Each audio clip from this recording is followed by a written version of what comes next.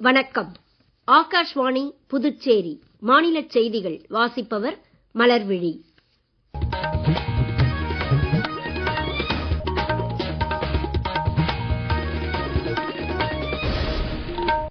தலைப்புச் செய்திகள்.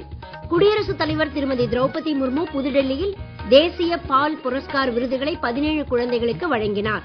நமது குருமார்களின் போதனைகள், சாஹிப் ஜாதாக்களின் தியாகங்கள் மற்றும் ஒற்றுமை உணர்வு இந்திய ஜனநாயகத்தின் பரந்த பரிமாணமாக அமைந்துள்ளன என்று பிரதமர் திரு நரேந்திர மோடி கூறியுள்ளார். புதுச்சேரி மற்றும் காரைக்காலில் சுனாமி ஆழி பேரலையின் 20வது ஆண்டு நினைவு தினம் அனுசரிக்கப்பட்டது. துணிச்சலும் தியாகமும் தேசபக்தியும் நிறைந்த நம்முடைய வரலாற்றை இளம் தலைமுறையினருக்கு எடுத்துச் செல்ல வேண்டியதின் அவசியத்தை புதுச்சேரி துணைநிலை ஆளுநர் திரு கைலாஷ்நாதன் வலியுறுத்தியுள்ளார். இனி விரிவான செய்திகள். குடியரசுத் தலைவர் திருமதி திரௌபதி முர்மு இன்று புதுடெல்லியில் தேசிய பால் புரஸ்கார் விருதுகளை 17 குழந்தைகளுக்கு வழங்கினார். கலை, கலாச்சாரம், துணிச்சல், அறிவியல் தொழில்நுட்பம், சமூக சேவை, விளையாட்டு, சுற்றுச்சூழல் ஆகிய 7 பிரிவுகளில் சிறப்பாக செயல்பட்ட 14 மாநிலங்கள் மற்றும் யூனியன் பிரதேசங்களைச் சேர்ந்த குழந்தைகளுக்கு இவ்விருதுகளை குடியரசுத் தலைவர் வழங்கினார். இந்நிகழ்ச்சியில் பேசிய அவர், சீக்கியர்களின் 10வது குருவான குரு கோவிந்த் சிங்கின் இளைய மகன்களின் ஈடு இணையற்ற தியாகம் மற்றும் தைரியத்தை போற்றும் வகையில் ஒவ்வொரு ஆண்டும் வீர்பால் திவஸ் அனுசரிக்கப்படுவதாக தெரிவித்தார்.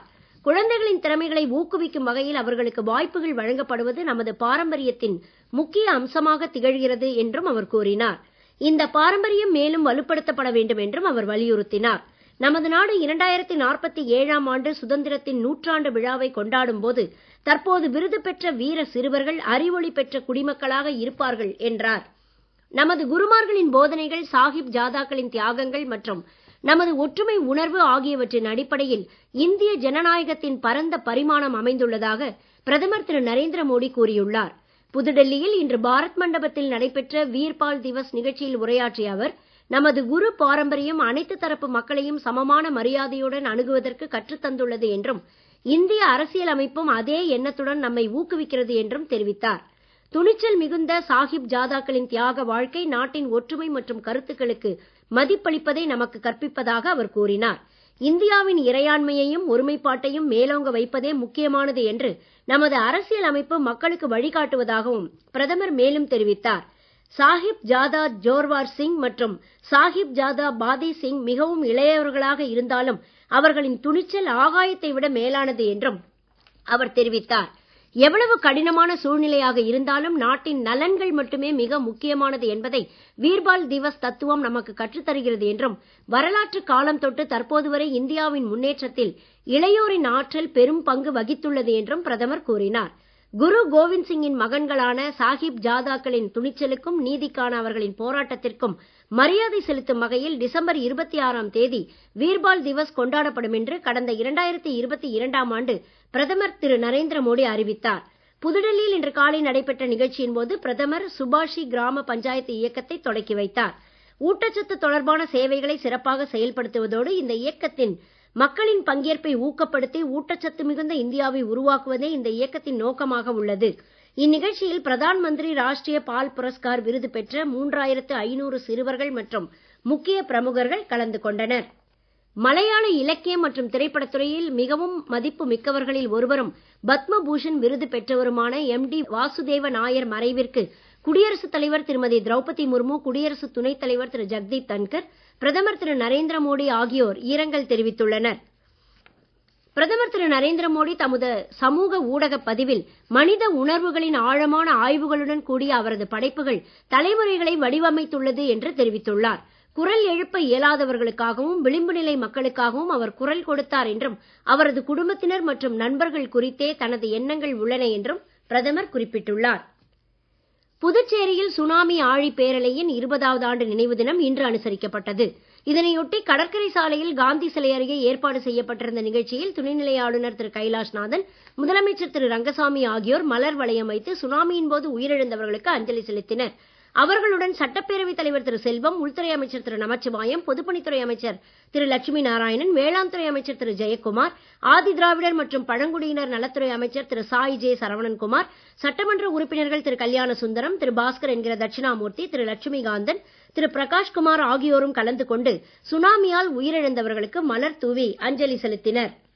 காரைக்கால் கடற்கரையில் உள்ள சுனாமி நினைவிடத்தில் நடைபெற்ற நிகழ்ச்சியில் குடிமைப்பொருள் வழங்கல் நுகர்வோர் விவகாரங்கள் துறை அமைச்சர் திரு PR திருமுருகன், மாவட்ட ஆட்சியர் திரு மணிகண்டன், முதுநிலை காவல் கண்காணிப்பாளர் திருமதி லட்சுமி சௌஜன்யா ஆகியோர் மலர் வளையம் வைத்து அஞ்சலி செலுத்தினர். அவர்களுடன் காரைக்கால் மாவட்ட அரசு அதிகாரிகளும் முக்கிய பிரமுகர்களும் மீனவ கிராம மக்கள் ஆகியோரும் கலந்து கொண்டு மலர் தூவி அஞ்சலி செலுத்தினர். நீங்கள் கேட்டுக்கொண்டிருப்பது மாநில செய்திகள்.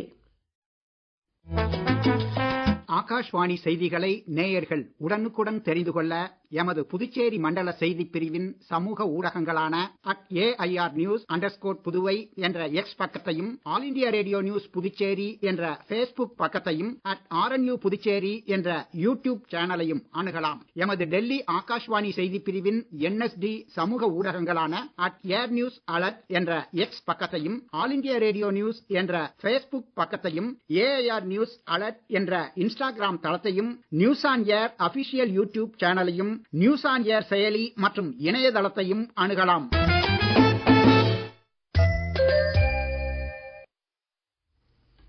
துணிச்சலும் தியாகமும் ஒற்றுமையும் தேசபக்தியும் நிறைந்த நம்முடைய வரலாற்றை இளம் தலைமுறையினருக்கு எடுத்து சொல்ல வேண்டியது நம்முடைய கடமை என்று புதுச்சேரி துணைநிலை ஆளுநர் திரு கைலாஷ்நாதன் கூறியுள்ளார். புதுச்சேரி அரசு சார்பில் கம்பன் கலையரங்கில் இன்று நடைபெற்ற வீர்பால் திவஸ் வீரதீர குழந்தைகள் தின விழாவில் கலந்து கொண்டு சிறப்புரையாற்றிய அவர், நமது நாடு பல கலாச்சாரங்கள், மதங்கள், இனங்கள் ஒன்றாக சேர்ந்த நாடு என்றும், வேற்றுமையில் ஒற்றுமையை போற்றும் நமது நாட்டில் பண்பாடு, மதங்கள் எல்லாம் தீமைகளுக்கு எதிராக வீரத்தோடு போராட வேண்டும் என்பதை வலியுறுத்துகின்றன என்றார். துணைநிலை ஆளுநர் மேலும் கூறுகையில், பாரத பிரதமர் நரேந்திர மோடி அவர்கள் குஜராத் மாநிலத்தின் முதலமைச்சராக இருந்தபோது ஒவ்வொரு வருடமும் வீர குழந்தைகள் தேர்ந்தெடுத்து அவர்களை கௌரவிப்பார். வீர் பண்பு என்பது ஒரு நெருக்கடியான காலத்தில் நிர்பந்தம் ஏற்படும் போது வெளிப்படுகிறது. இந்த குழந்தைகள் பின்னாளில் வாழ்க்கையில் எந்த விதமான நெருக்கடிகள் வந்தாலும் அவற்றை சமாளிக்கக்கூடிய மன வலிமையை பெற்று விடுகிறார்கள். அதிகாரிகள் இது போன்ற நிகழ்ச்சிகள் மூலமாக ஒவ்வொரு குழந்தையின் உள்ளே இருக்கும் இந்த வீர பண்பை பற்றி மற்ற குழந்தைகளுக்கு எடுத்து சொல்ல வேண்டும். புதுச்சேரி மாநிலத்தில் இந்த வீர குழந்தைகள் தினத்தை இப்போதுதான் முதல் முறையாக கொண்டாடப்படுகிறது. இந்நிகழ்ச்சியில் முதலமைச்சர் திரு ரங்கசாமி இளம் வயதிலிருந்தே நாட்டின் வளர்ச்சியில் பங்கெடுப்பது குறித்தும், நாட்டுப்பற்று மற்றும் தியாக உணர்வு மற்றும் துணிச்சலை வளர்க்கும் வகையில் இந்த வீரதீர சிறுவர்கள் தின விழாவை கொண்டாடப்படுவதாக தெரிவித்தார். மற்றவர்களுக்கு உதவும் எண்ணத்தை வளர்த்துக் கொள்வது, வேற்றுமையில் ஒற்றுமையுடன் இருப்பது என்பது நாட்டின் வளர்ச்சிக்கு மிகவும் தேவையானது என்றும் அவர் கூறினார். இவ்விழாவில் வீரதீர சிறுவர்கள் தினத்தையொட்டி நடத்தப்பட்ட பல்வேறு போட்டிகளில் வெற்றி பெற்ற சிறுவர் சிறுமிகளுக்கு துணைநிலை ஆளுநர் திரு கைலாஷ்நாதன், முதலமைச்சர் திரு ரங்கசாமி ஆகியோர் பரிசுகள் வழங்கி சிறப்பித்தனர். மேலும் இவ்விழாவில் சட்டப்பேரவைத் தலைவர் திரு செல்வம், மகளிர் மற்றும் குழந்தைகள் மேம்பாட்டுத்துறை அமைச்சர் திரு ஜெயக்குமார், சட்டமன்ற உறுப்பினர் திரு அனிபால் கென்னடி, மாவட்ட ஆட்சியர் திரு குலோத்துங்கன், துணைநிலை ஆளுநரின் செயலர் திரு நெடுஞ்செழியன் ஆகியோரும் கலந்து கொண்டனர். புதுச்சேரி அரசு சார்பில் நுகர்வோர் தின விழா கருவடிக்குப்பத்தில் உள்ள காமராஜர் மணிமண்டபத்தில் இன்று நடைபெற்றது. இந்நிகழ்ச்சியில் முதலமைச்சர் திரு ரங்கசாமி கலந்து கொண்டு சிறப்பாக செயல்பட்ட நுகர்வோர் தன்னார்வ அமைப்புகளுக்கு பரிசுகள் வழங்கி பாராட்டினார். அப்போது உரையாற்றிய அவர், புதுச்சேரியில் இன்னும் 10 நாட்களுக்குள் ரேஷன் கடைகள் மூலமாக இலவச அரிசி மஞ்சள் அட்டைதாரர்களுக்கு 10 கிலோவும், சிவப்பு அட்டைதாரர்களுக்கு 20 கிலோவும் வழங்கப்படும் என்றார். ரேஷன் கடைகள் மூலமாக மேலும் சில பொருட்களை வழங்கவும் அரசு நடவடிக்கை எடுக்கும் என்றார். தொடர்ந்து பேசிய அவர், நுகர்வோர் பாதுகாப்பு குறித்து பேசிய போது, நம்முடைய மாநில அளவில் ஒரு ஆணையம் போடாமல் இருந்தது, போட்டு தலைவர் நியமிக்கப்பட்டிருக்கிறாங்க. மாவட்ட அளவில் ஆணையம் போடப்பட்டு அந்த நுகர்வோர் ஆணையம் சிறப்பாக செயல்பட்டு வருகிறது. உண்மை பாராட்டுக்குரிய ஒன்று. 318 அந்த வழக்குகள் நியாய வணிகர்களும் சொல்லும்போது பாதிக்கப்பட்ட நியாயம் கண்டிப்பாக கிடைக்கும். வணிகர்களும் நியாயமான முறையில் வணிகம் செய்ய வேண்டும் என்பது மிக முக்கியமான. அது அவர்களுடைய கடமையாகவும் ஒரு வணிகம் செய்யணும்னா அது நியாயம் கண்டிப்பாக இருக்கணும். பாதிக்கப்பட்டவர் சரியான முறையில் நியாயம் கிடைக்க வேண்டும். அவருடைய இழப்பீடு என்பதெல்லாம் வழங்கப்பட வேண்டும் என்பது அரசு. அதுக்கு ஏற்றவாறு மாநில ஆணையம், நுகர்வோர் ஆணையம் மற்றும் மாவட்ட நுகர்வோர் ஆணையம் சரியாக செயல்பட்டு வருகிறது. தெற்கு ஆந்திரா மற்றும் வட தமிழக கடலோர பகுதிகளில் நிலவும் குறைந்த காற்றழுத்த தாழ்வு பகுதியானது இன்று காலை நிலவரப்படி மேலும் வலுவிழந்து அதே பகுதிகளில் நிலவுவதால் இன்றும் நாளையும் தமிழகத்தின் ஒரு சில இடங்களிலும், புதுச்சேரி மற்றும் காரைக்காலிலும் இடி மின்னலுடன் கூடிய மிதமான மழை பெய்ய வாய்ப்பிருப்பதாக சென்னை வானிலை ஆய்வு மையம் தெரிவித்துள்ளது. மீண்டும் தலைப்புச் செய்திகள். குடியரசுத் தலைவர் திருமதி திரௌபதி முர்மு புதுடெல்லியில் தேசிய பால் புரஸ்கார் விருதுகளை 17 குழந்தைகளுக்கு வழங்கினார். நமது குருமார்களின் போதனைகள், சாஹிப் ஜாதாக்களின் தியாகங்கள் மற்றும் ஒற்றுமை உணர்வு இந்திய ஜனநாயகத்தின் பரந்த பரிமாணமாக அமைந்துள்ளன என்று பிரதமர் திரு நரேந்திர மோடி கூறியுள்ளார். புதுச்சேரி மற்றும் காரைக்காலில் சுனாமி ஆழி பேரலையின் 20வது ஆண்டு நினைவு தினம் அனுசரிக்கப்பட்டது. துணிச்சலும் தியாகமும் தேசபக்தியும் நிறைந்த நம்முடைய வரலாற்றை இளம் தலைமுறையினருக்கு எடுத்துச் சொல்ல வேண்டியதன் அவசியத்தை புதுச்சேரி துணைநிலை ஆளுநர் திரு கைலாஷ்நாதன் வலியுறுத்தியுள்ளார். இத்துடன் இந்த செய்தி அறிக்கை நிறைவு பெறுகிறது. வணக்கம்.